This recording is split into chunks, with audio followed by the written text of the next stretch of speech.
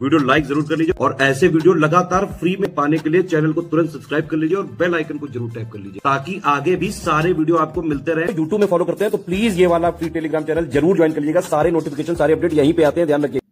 नमस्कार दोस्तों, exam preparation में एक बार फिर से मैं आप सभी का स्वागत करती हूं और आज की क्लास में हम लोग पढ़ने वाले मरुस्थल और शुष्क क्षेत्र।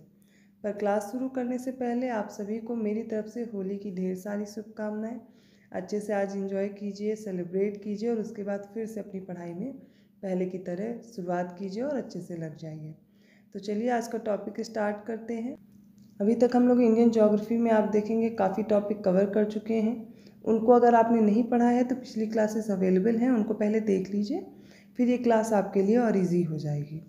तो आज जो टॉपिक पढ़ना है मरुस्थल और शुष्क क्षेत्र, इसमें आप सबसे पहले ये समझिए कि जो रेगिस्तान होता है इसका परिदृश्य एक बंजर क्षेत्र होता है जहाँ बहुत कम वर्षा होती है, मतलब बारिश बहुत कम होती है और परिणाम स्वरूप रहने की स्थितियाँ पौधों और जानवरों के लिए जीवन के लिए प्रतिकूल होती हैं। यहाँ पर जो भी स्थितियाँ होती हैं, वनस्पति की कमी भूमि की असुरक्षित सतह को अनाच्छादन की प्रक्रियाओं के लिए उजागर करती है और विश्व की लगभग 1/3 भूमि शुष्क या फिर अर्धशुष्क क्षेत्र में ही आती है। देश का लगभग 12% जो भौगोलिक क्षेत्र है वो भारतीय शुष्क क्षेत्र के अंतर्गत आता है, जिसमें आप देखेंगे 31.7 मिलियन हेक्टेयर गर्म रेगिस्तान है और 7 मिलियन हेक्टेयर ठंडे रेगिस्तान के अंतर्गत आता है। अब आप लोग सोच रहे होंगे मरुस्थल है तो इसका मतलब आप गर्म क्षेत्र को ही कंसीडर कर रहे हैं, तो ऐसा नहीं होता है। आप देखेंगे ठंडे क्षेत्र में भी बारिश की मात्रा बहुत कम होती है, इसलिए वहाँ पर भी शुष्क क्षेत्र पाए जाते हैं। अब ये क्षेत्र कौन कौन से हैं इनको भी देख लीजिए। इसमें राजस्थान है, गुजरात है, पंजाब है, हरियाणा और महाराष्ट्र, और इसके साथ साथ कर्नाटक और आंध्र प्रदेश आते हैं। लेकिन जैसे मैंने ठंडे क्षेत्र की बात की तो इसमें जम्मू और कश्मीर भी आ जाएगा। 1952 में मरुवनीकरण केंद्र की स्थापना की गई और ये कहाँ की गई थी ये आपको याद रखना जरूरी है। इसकी स्थापना होती है जोधपुर में, जिसका बाद में विस्तार किया गया और 1957 में मरुवनीकरण और मृदा संरक्षण केंद्र के रूप में हुआ तथा अंततः भारतीय कृषि अनुसंधान परिषद, जिसकी स्थापना हुई नई दिल्ली में, और इसे केंद्रीय शुष्क क्षेत्र अनुसंधान संस्थान काजरी के रूप में 1959 में पूर्ण संस्थान का दर्जा दिया गया। काजरी जोधपुर स्थित मुख्यालय में 6 संभाग हैं। इसके 4 क्षेत्रीय अनुसंधान केंद्र विभिन्न कृषि जलवायु स्थितियों में स्थानाधारित और समस्यानुगत अनुसंधान हेतु स्थित है। तो ये कुछ सामान्य सी जानकारी हो गई शुष्क क्षेत्र से रिलेटेड। आगे देखते हैं थार के रेगिस्तान के बारे में।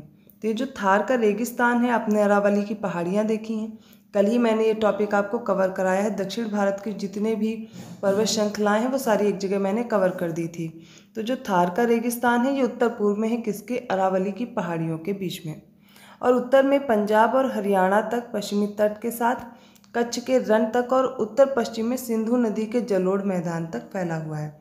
तो कहाँ कहाँ तक है, सबसे पहले उत्तर पूर्व में है अरावली पहाड़ियों के बीच, फिर उत्तर में पंजाब है और हरियाणा तक, पंजाब हरियाणा में हो गया।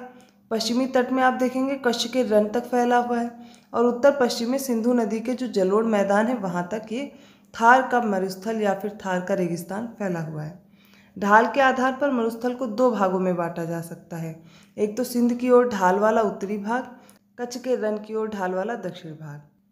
मरुस्थल के दक्षिणी भाग में बहने वाली जो लूनी नदी है इसमें सबसे महत्वपूर्ण हो जाती है। भारत के उत्तर में और पश्चिमोत्तर भाग में मरुस्थल का विस्तार है।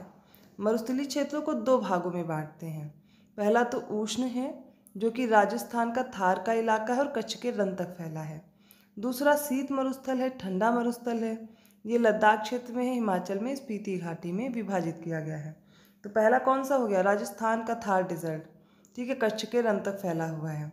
फिर दूसरा ठंडा हो गया, ये लद्दाख और हिमाचल प्रदेश तक फैला हुआ है।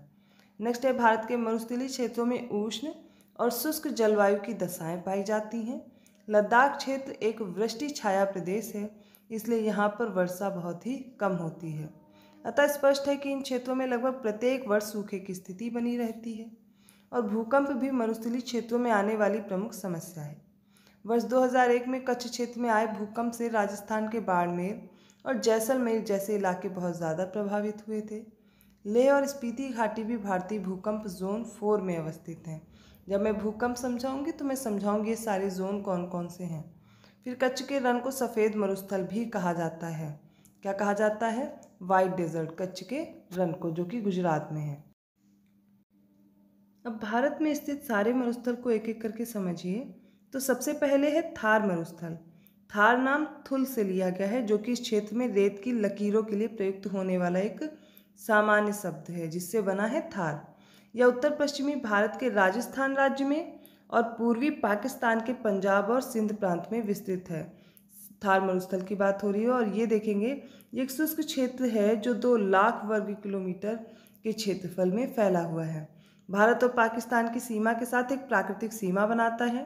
थार के मरुस्थल का जो अधिकांश भाग है ये राजस्थान में स्थित है, परंतु कुछ भाग पंजाब में है, हरियाणा और गुजरात में भी फैला है। थेरी मरुस्थल देखिए, तमिलनाडु राज्य में एक छोटा सा रेगिस्तान है। इसमें लाल रेत के टीले हैं और यह थूथुकुडी जिले में सीमित है। लाल टीलों को तमिल में थेरी कहा जाता है, इसलिए इसका भी नाम क्या हो गया? थेरी मरुस्थल। अब देखिए लद्दाख के बारे में, तो लद्दाख को आकाश और धरती के बीच का एक पुल कहा जाता है। यह उच्च भूमि का एक ठंडा रेगिस्तान है, जिसके उत्तर में प्रभावशाली काराकोरम पर्वतमाला और दक्षिण में जास्कर पर्वत स्थित है। लद्दाख में हवा बहुत पतली है, जिससे एक ही समय में सौरताप और ठंड का भी अनुभव होता है। तो आप देख सकते हैं लद्दाख में हवा पतली होने की वजह से यहाँ पर क्या इफेक्ट हो रहा है कि एक तरह से सौरताप भी मिल रहा है और दूसरी तरफ ठंड का भी अनुभव यहाँ पर होता रहता है। फिर देखिए हिमाचल प्रदेश ठंडे रेगिस्तान के एक विशाल क्षेत्र का घर है, जिसे लाहौल और स्पीति इन घाटियों के बीच आप देखेंगे पाया जाता है और इन्हें लाहौल और स्पीति के नाम से जानते हैं। यह दुनिया के सबसे ठंडे रेगिस्तानों में से एक है, जो सर्दियों में भारी बर्फबारी के लिए जाना जाता है और जिससे यह क्षेत्र कई महीनों तक दुनिया से कट जाता है।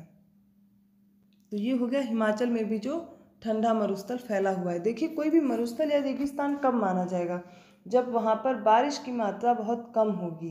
तो रीज़न यही है बारिश। वर्षा अगर कम है तो वहाँ पर मरुस्थल होगा।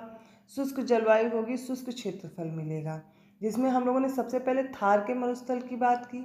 फिर दूसरा हमने पढ़ा ये जो शीत मरुस्थल है, जो कि लद्दाख वाले क्षेत्र में है।